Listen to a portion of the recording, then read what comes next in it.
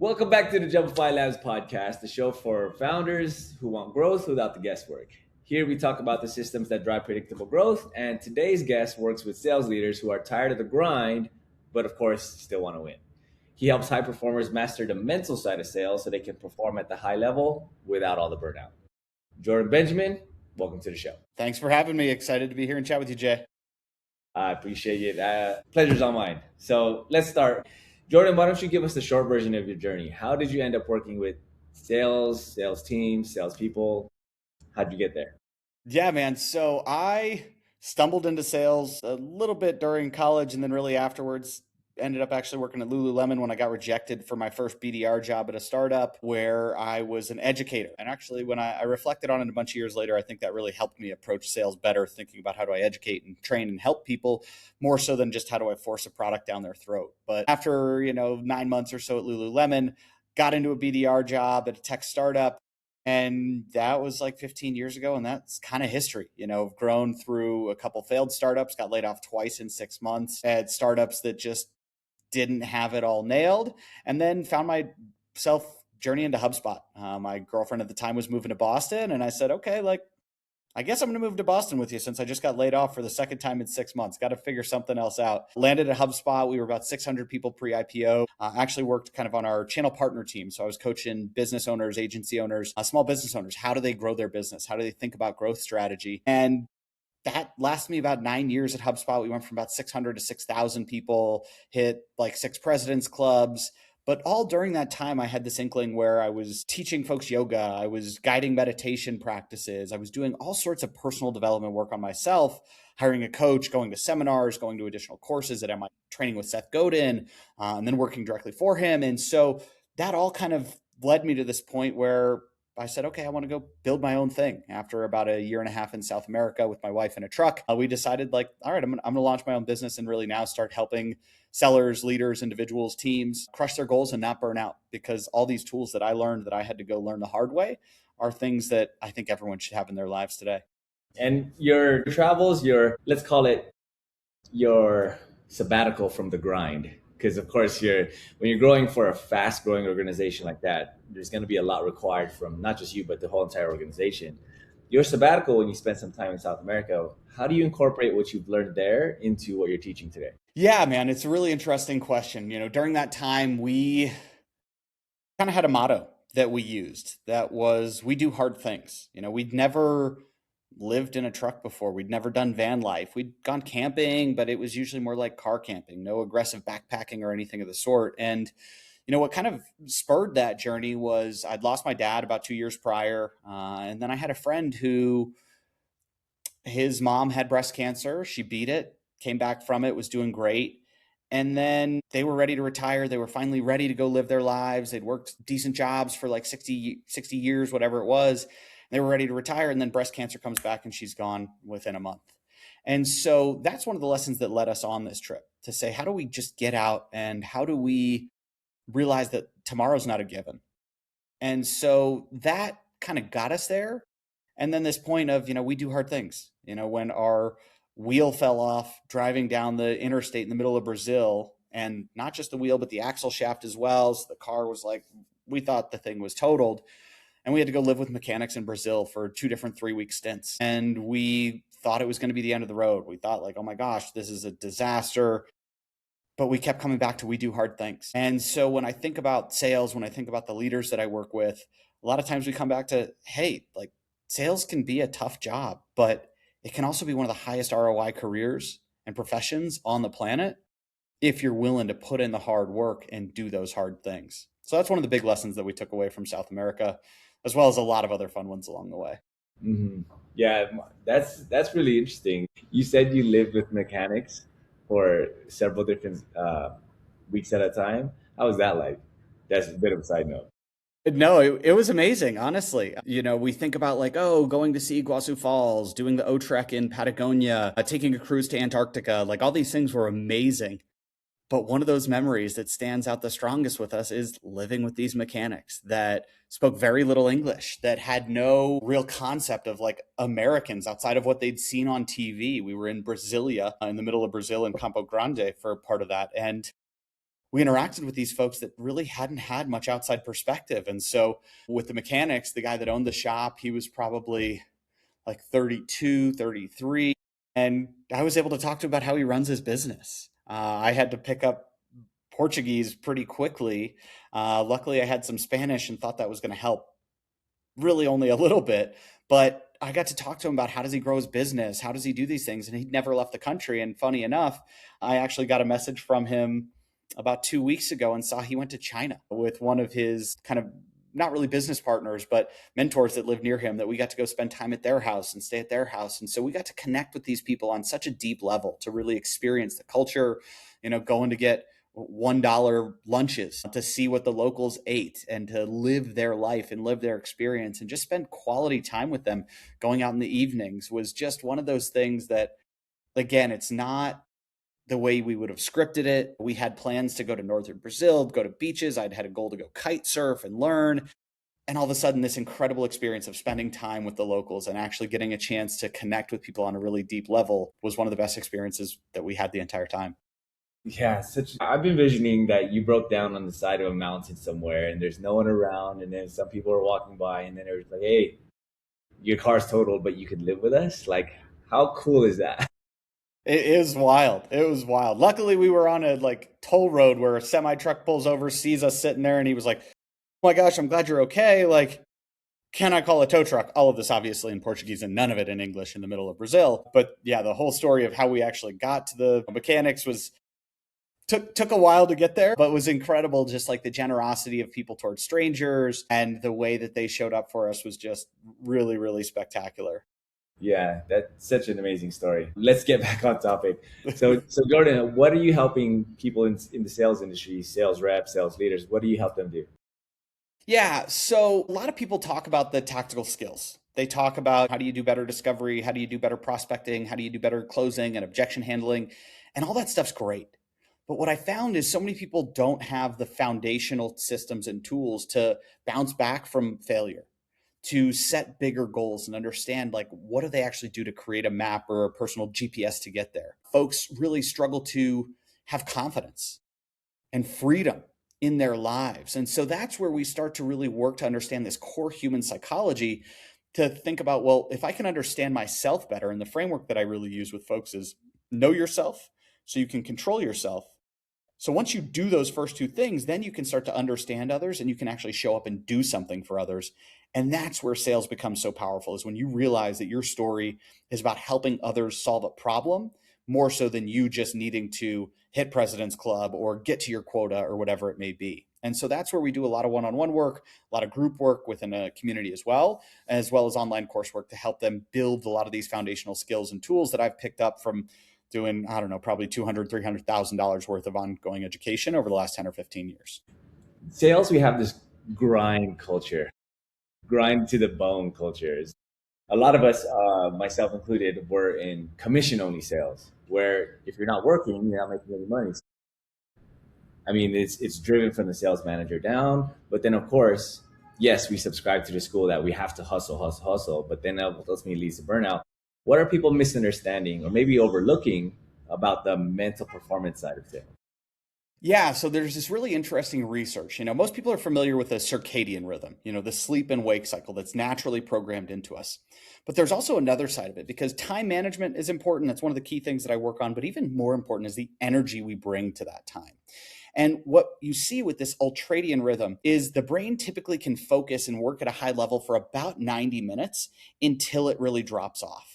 And it goes into this ultradian healing response where we start to slow down. And so that's where I work with folks to say, how do we manage your energy? How do we align your calendar to these times when you have high energy, when you can perform at your best?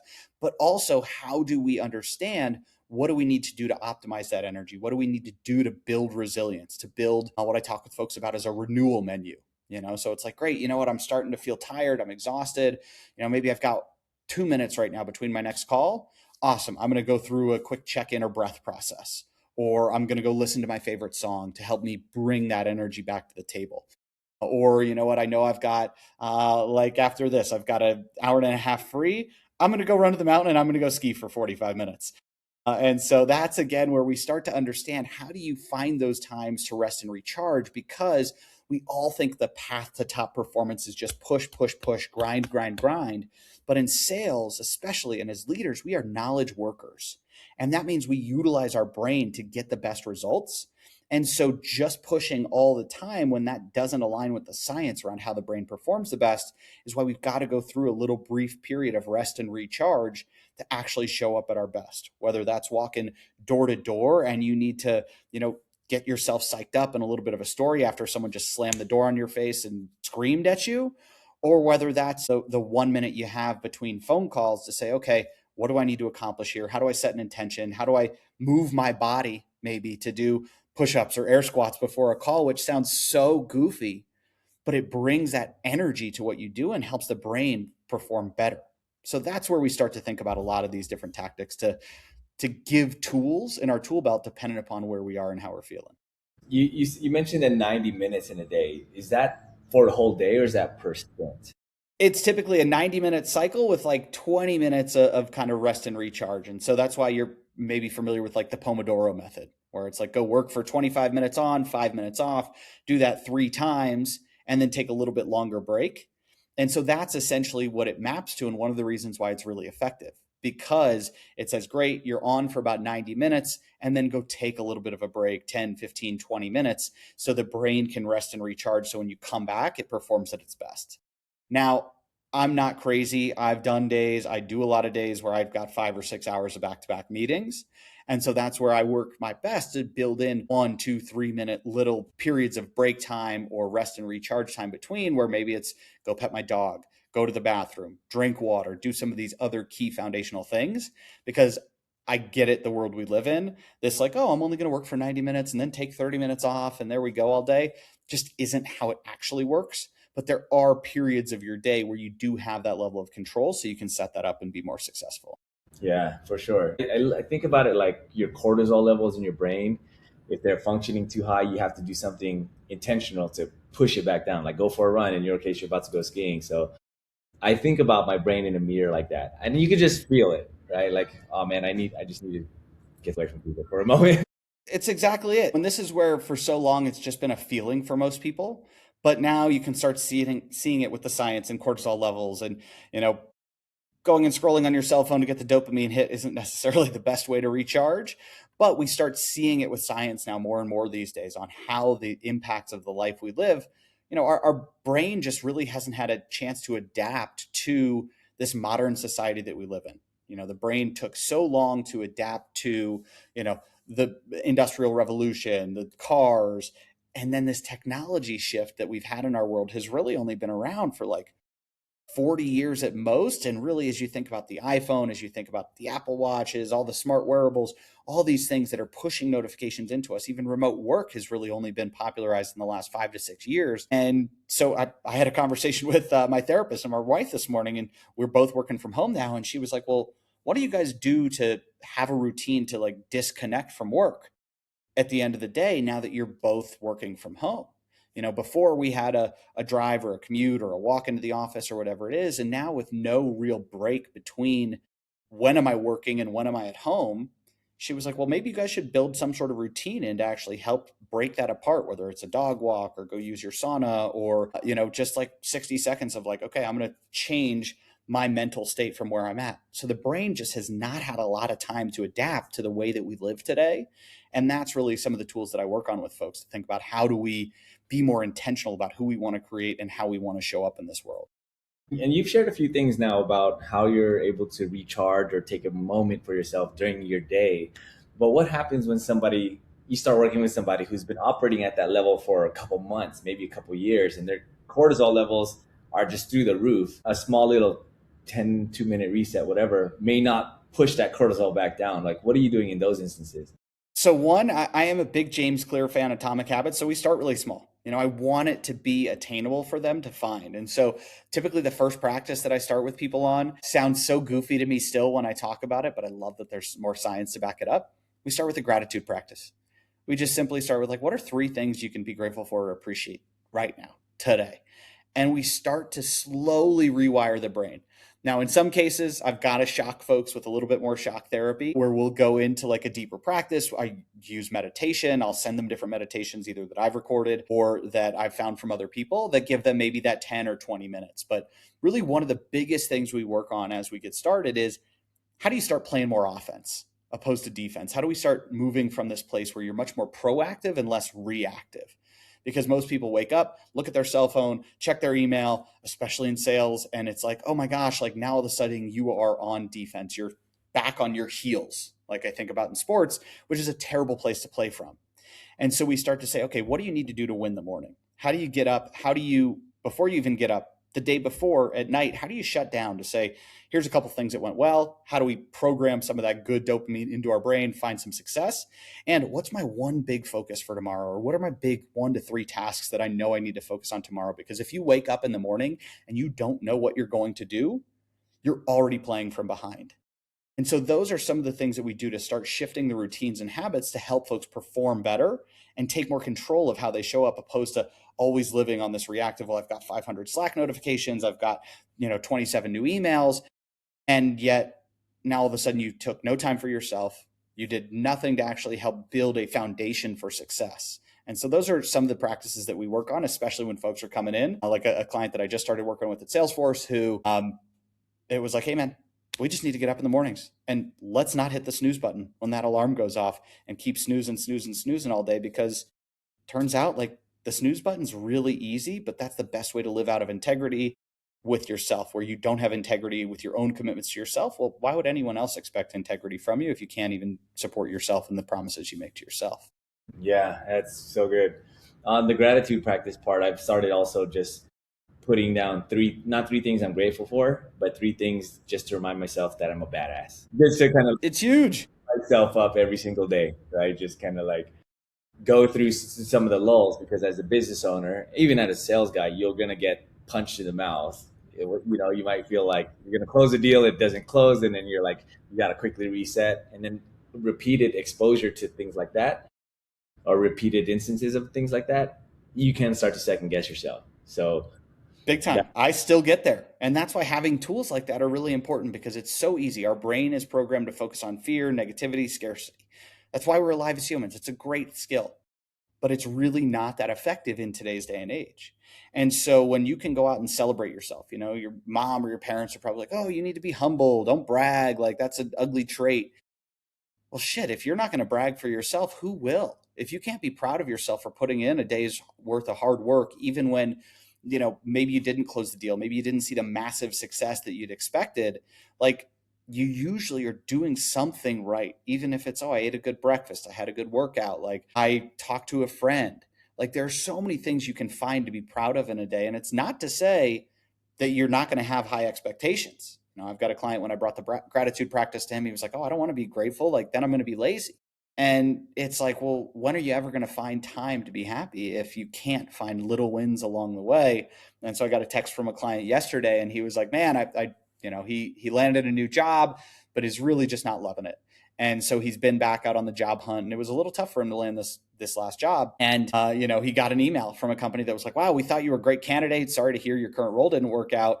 And he's like, man, I rolled my windows down, blasted my music, like danced and partied and celebrated myself when I got that email. Because if we can't celebrate the small wins along the way and we think, oh, well, it's only when the big win happens is when I'm going to be proud. Science shows you that those big wins, those big successes, that joyful feeling wears off typically in a couple of days. And so we've got to find the little wins along the way if you're going to come back and perform at a really high level, because it's really easy to get lost in all the things that are not going right. But my last thought on that one is like, school taught us that failure was a bad thing. And to me, that's a total load of crap. Failure's a great thing as long as you learn from it, as long as you can grow from it. And so this is really where, the failures, the setbacks are usually where our best learning happens in life. And yet we've been programmed to think that, oh, this is a horrible thing to have happen. And yet failure is an awesome thing, especially because in sales, you get the no, you get the not yet on a deal. That moves you to that next yes even quicker. Absolutely. It's not failure, it's feedback. It's not rejection, it's redirection. That's exactly it. Yeah. Jordan, what systems are you currently building, currently refining? I know that you're hard charger and you're constantly evolving. What's in the works? Yeah, so been working a lot on this kind of advanced leadership course. My real belief is in sales, you are a leader. You lead folks through change.